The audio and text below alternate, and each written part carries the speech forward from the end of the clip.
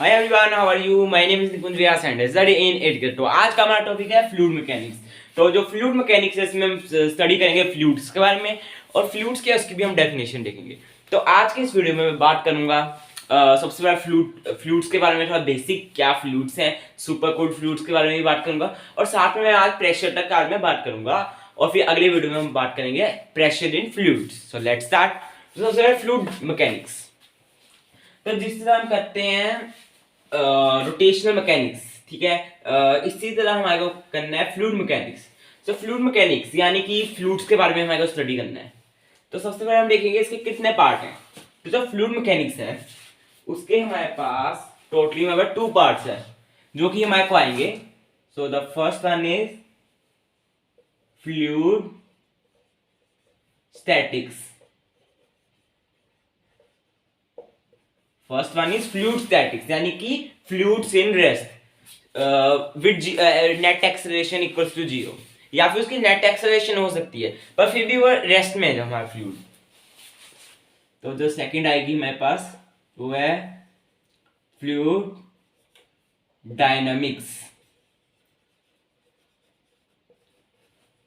तो हमने स्टैटिक्स और डायनामिक्स वर्ड हमने पहले भी सुना होगा काइनेमेटिक्स में। तो काइनेमेटिक्स में भी हमारा मोशन, जिसको हम मोशन बोलते हैं, उसमें हमारे पास आता रहा स्टैटिक्स, डायनामिक्स। स्टैटिक्स यानी कि रेस्ट में मेनली, ठीक है।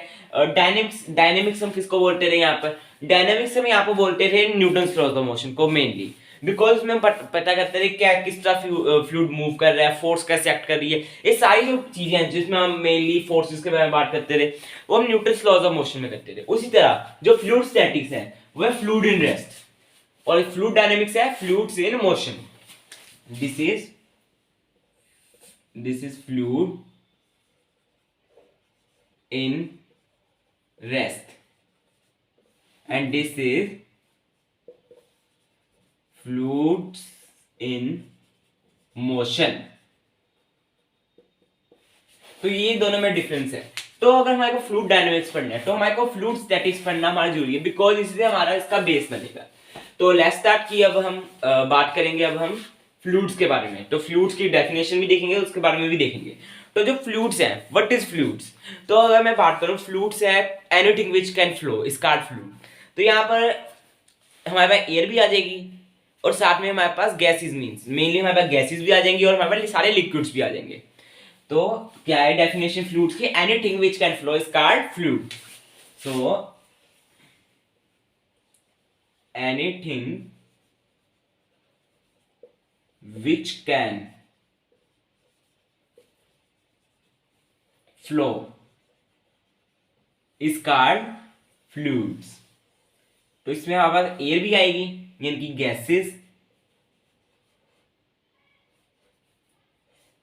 और साथ में लिक्विड्स। पर हम मेनली इस चैप्टर में फ्लूइड मैकेनिक्स यानी कि यहाँ पर मैकेनिकल प्रॉपर्टीज ऑफ फ्लूइड्स जिसको हम बोलते हैं, उसमें हम मेनली बात करेंगे लिक्विड्स के बारे में, बिकॉज ये मेनली चैप्टर बना ही लिक्विड्स के बारे में। पर हम गैसेस की थोड़ी बहुत बात करेंगे। फॉर एग्जाम्पल हमारे पास जैसे कि अब एक टॉपिक आएगा इसी में आगे जाकर जिसमें एरोप्लेन की बात करेंगे। तो एरोप्लेन अब वाटर में चलेगा नहीं, तो अब वो गैसेस में ही चलेगा। तो इस तरह हम वहां पर गैसेस का भी यूज करेंगे, पर बहुत थोड़ा। तो गैसेस के आगे हमारे पास 2 चैप्टर लगातार आएंगे, ठीक है, जैसे कि थर्मल प्रॉपर्टीज ऑफ गैसेस। तो मेनली हम इस चैप्टर में बात करेंगे लिक्विड्स के बारे में। तो हमने इंट्रोडक्शन ले लिया है कि what are fluids, anything which can flow is called fluids, और इसकी 2 टाइप्स है, fluid statics and fluid dynamics. Fluid statics is fluids in rest and fluids in motion is called fluid dynamics. तो अब मैं बात करता हूँ सुपर कूल्ड फ्लूइड्स की। तो जो सुपर कूल्ड यानी कि काफी ज्यादा ठंडे जो फ्लूइड्स होते हैं वो क्या है? मींस यहाँ पर टेम्परेचर से हमारा मतलब नहीं है, यहाँ पर है कि उनका मोशन। यानी कि फॉर एग्जांपल अगर मैं बताऊं तो ग्लास, जैसे हम जो ग्लास है उसको हमने नोटिस किया होगा, हम उसको कुछ सालों के ऐसे ही छोड़ दें, कुछ इस पोजीशन में अगर हम किसी भी गिलास को छोड़ दें, पूरा परपेंडिकुलर इसके यहाँ पर, दोनों यहाँ पर जो इसकी जा रही है साइड्स वो परपेंडिकुलर है, तो कुछ साल बाद वो कुछ इस तरह हो जाएगी। ये जो साइड है थोड़ी सी पतली हो जाएगी, ये थोड़ी सी मोटी हो जाएगी, बिकॉज यहाँ पर पार्टिकल्स का नीचे नीचे मूवमेंट हुआ है, नीचे की तरफ इनका मोशन हुआ है due to acceleration due to gravity. तो ये था सुपर कूल्ड फ्लूइड्स। तो इसमें जो एग्जांपल अगर हमसे पूछी जाएगी तो मेनली हमारे ग्लास की पूछी जाएगी। तो हमने बात की सुपर कूल्ड फ्लूइड्स के बारे में भी। तो अब एक काफी इंपॉर्टेंट क्वांटिटी आती है विच इज कॉल्ड डेंसिटी। तो डेंसिटी के बारे में वैसे हम सभी जानते हैं, फिर भी उसका एक इंट्रोडक्शन ले लेते हैं। तो what is density? Density is mass per unit volume. Density is mass per unit volume. तो डेंसिटी का फॉर्मूला मैं लिख देता हूं। Density is mass per unit volume.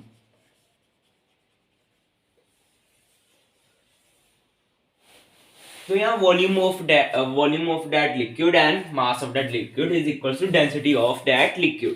तो डेंसिटी अगर मैं कुछ मेन लिक्विड्स की मैं बात करूं, तो जैसे वाटर की, जो कि हमारे पास सबसे कॉमन लिक्विड हमारे पास होता है अवेलेबल। तो वाटर की अगर मैं डेंसिटी की बात करूं तो इसको हम डिनोट करेंगे रो से। रो एक यहाँ पर ग्रीक लेटर है। तो डेंसिटी ऑफ वाटर तो वो होगी 10 की पावर 3 kg पर मीटर क्यूब, यानी कि 1000 kg पर मीटर क्यूब। और ये जो डेंसिटी है इसकी यूनिट kg पर मीटर क्यूब क्यों है? तो हम देख सकते हैं वॉल्यूम का क्या होता है, वॉल्यूम की यूनिट क्या होती है? Metre cube. और यहाँ पर ये हो गया kg, तो kg पर मीटर क्यूब। तो density of mercury, because mercury के ऊपर भी हमारे पास काफी क्वेश्चन आएंगे। डेंसिटी ऑफ मर्क्यूरी होती है 13.6 इंटू 10 की पावर 3 kg पर मीटर क्यूब। ठीक है, तो हमारे पास डेंसिटी ऑफ मर्क्यूरी क्या होगी? 13.6 इंटू 10 की पावर 3 मीटर क्यूब पर मीटर क्यूब। तो डेंसिटी ऑफ आइस वाटर से कम होगी, जो कि होगी अप्रोक्सीमेटली 900 kg पर मीटर क्यूब। तो मैंने यहाँ पर तीन लिक्विड्स और यहाँ पर एक हमारे पास सॉलिड है, ठीक है। इनकी मैंने यहाँ पर डेंसिटी लिखी हुई है। तो डेंसिटी मैंने यहाँ पर लिख दिया है, जो तीन हमारे पास मेजर क्वांटिटीज हमारे पास आएंगी, ठीक है। तो इसमें से सबसे मेजर क्वांटिटी हमारे पास होने वाली है वाटर एंड मर्क्यूरी, ठीक है। और आइस की हमने वैसे लिख दी है बिकॉज आगे क्वेश्चन में मेरे को हेल्प आएगी। तो अब मैं आपको समझाने जा रहा हूँ relative density. So what is relative density? तो डेंसिटी हमने पढ़ ली है कि डेंसिटी हमारे क्या होती है? मास पर यूनिट वॉल्यूम, जिससे हम एक ऑब्जेक्ट की हमें एक क्वांटिटी होती है जिससे हमें काफी हेल्प मिलेगी फ्लूइड मैकेनिक्स चैप्टर में। तो जो रिलेटिव डेंसिटी होती है उसको समझाने के लिए मैं आपको एग्जांपल देता हूँ। हमारे अर्थ में सबसे कॉमन लिक्विड हमारा कौन सा है या फ्लूइड कौन सा है? तो सभी का आंसर होगा water. Water is the most available liquid on earth. तो हमने सोचा कि तो साइंटिस्ट ने सोचा कि अगर हम हर लिक्विड को या हर फ्लूइड को अगर हम वाटर के साथ कंपेयर करें तो हमारा समझना आसान हो जाएगा। तो इसलिए उन्होंने वर्ड बनाया रिलेटिव डेंसिटी। रिलेटिव डेंसिटी, तो इसका फॉर्मूला क्या होता है? तो इसका फॉर्मूला होता है density of liquid divided by density of water. तो ये इसका फॉर्मूला है density of relative density is equals to density of liquid divided by density of water. तो यानी कि अगर मैं इसको यूज करूं, यानी कि हम ये बता सकते हैं कोई भी लिक्विड वाटर से कितना डेंस है, चाहे वो कम डेंस है या फिर ज्यादा डेंस है। अगर मैं एग्जांपल लूं, density of mercury, relative density of mercury मेरे को निकालनी है, तो हम वाटर के साथ निकालेंगे। तो वाटर की डेंसिटी है 10 की पावर 3 और मर्क्यूरी की होती है 13.6 इंटू 10 की पावर 3। तो 10 की पावर 3 बाय 10 की पावर 3 हमारे पास यहाँ पर कैंसिल आउट हो जाएंगे। तो यानी कि रिलेटिव डेंसिटी ऑफ मर्क्यूरी हमारे पास आ जाएगी 13.6 टाइम्स ऑफ वाटर डेंसिटी। तो यानी कि जो मर्क्यूरी है वो 13.6 टाइम्स डेंस है हमारे पास वाटर से। तो ये मेरे पास एक काफी हमारे पास एक बेसिक क्वांटिटी आती है रिलेटिव डेंसिटी। तो अब हम बात करेंगे प्रेशर। तो प्रेशर हमने इससे पहले 9th क्लास में हमने पढ़ा हुआ है, जिसमें हमारे को उसकी काफी बेसिक इंट्रोडक्शन दी जाती है। उसमें बस उसका एक फॉर्मूला बता दिया जाता है। तो प्रेशर,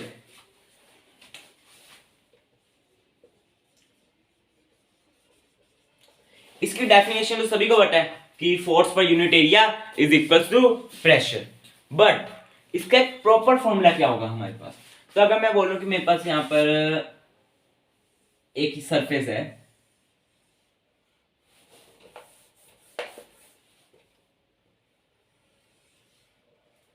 मेरे पास यहां पर एक सरफेस है, मैंने यहां पे एक फोर्स लगाया F, ठीक है, at an angle alpha, at an angle alpha. तो यहां पर इसके दो कंपोनेंट्स होंगे, बिकॉज यहां पर मैं ये भी अल्फा होगा, तो यहां पर इसका एक कंपोनेंट होगा जो कि पूरे परपेंडिकुलर होगा इस सरफेस के, जो कि होगा एफ कोस अल्फा, और एक होगा जो इसके बिल्कुल पैरेलल होगा जो कि होगा एफ साइन अल्फा, और यहां पर जिस एरिया पे लगा रहा है वो है ए। तो अब मैं एक क्वेश्चन पूछता हूं कि प्रेशर कौन सी फोर्स लगा रही है यहाँ पर, कौन सा कंपोनेंट फोर्स का यहाँ प्रेशर लगा रहा है, एफ कोस अल्फा या एफ साइन अल्फा। तो आंसर होना चाहिए F cos alpha. Why? Because ये बिल्कुल परपेंडिकुलर है, ये तो कोई प्रेशर लगा ही नहीं है, बिकॉज ये बिल्कुल पैरेलल है। तो ये वाला जो फोर्स है ये क्या काम करेगा, इसको भी हम आगे जाकर पढ़ेंगे। जो ये एफ साइन अल्फा हमारे पास आ रहा है, ये या कोस अल्फा भी आ सकता है अगर हम किसी और पॉइंट से अगर इसका एंगल माने, तो यह जो एफ परपेंडिकुलर है, सो एफ पैरेलल, जो एफ पैरेलल है वो यहाँ क्या काम कर रहा है, तो उसको अगर हम फ्लूइड में अगर देखें तो वो उस बॉडी को आगे चलाने में काम करेगा, जिसको भी हम आगे जाके पढ़ेंगे। पर यहाँ पे F perpendicular to this surface है, वो यहाँ पर प्रेशर जनरेट कर रहा है। तो यहाँ पर प्रेशर का जो परफेक्ट फॉर्मूला हमारे पास आएगा वो आएगा force perpendicular to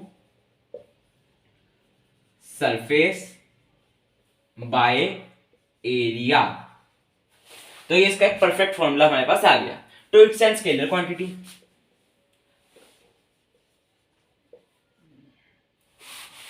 it is an scalar. Why? Because यहाँ पर एरिया भी हमारा वेक्टर होता है और फोर्स भी हमारा वेक्टर है, और यहाँ पर अगर मैं एक ये जो हमारा स्केलर क्वांटिटी इसको अगर मैं एक वेक्टर का मल्टीप्लाई करूं तो एक वेक्टर हमारे पास आ रहा है जो कि है फोर्स, ठीक है। तो इसको हम इस तरह समझ सकते हैं। तो ये एक स्केलर क्वांटिटी है, और साथ ही साथ जो ये एफ परपेंडिकुलर मेरे पास आ रहा है, ये एफ कोस अल्फा मींस इसको मैं एफ परपेंडिकुलर ही बोलूंगा to the surface. F perpendicular is thrust. तो काफी सारे लोगों को जब 9th क्लास में हमारे को ये टॉपिक पढ़ाया जाता है, यानी कि एफ परपेंडिकुलर इज थ्रस्ट, तो यहाँ पे एक कंफ्यूजन क्रिएट होता है कि मींस क्या, मतलब एफ परपेंडिकुलर थ्रस्ट, तो यहाँ पर फोर्स और थ्रस्ट में फर्क क्या है। तो यहाँ पे फर्क ये है जो परपेंडिकुलर है, जिसका कंपोनेंट परपेंडिकुलर है सरफेस के, उस फोर्स के कंपोनेंट को हम बोलते हैं थ्रस्ट। इसको हमने एक अलग से नाम दे दिया थ्रस्ट। और जैसे हमारे को पढ़ाया जाता है कि pressure equals to thrust upon area, तो एक करेक्ट स्टेटमेंट है, बिकॉज प्रेशर हम हमेशा उसी का निकालेंगे जो परपेंडिकुलर है सरफेस को, ऑब्वियस सी बात है। तो इसलिए थ्रस्ट अपॉन एरिया भी हम निकाल सकते हैं प्रेशर। तो ये था इसका formula, force perpendicular divided by area या फिर thrust by area.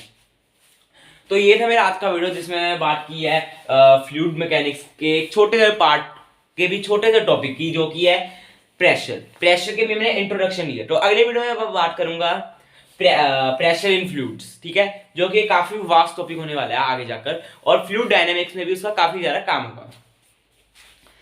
So thank you for watching this video, bye.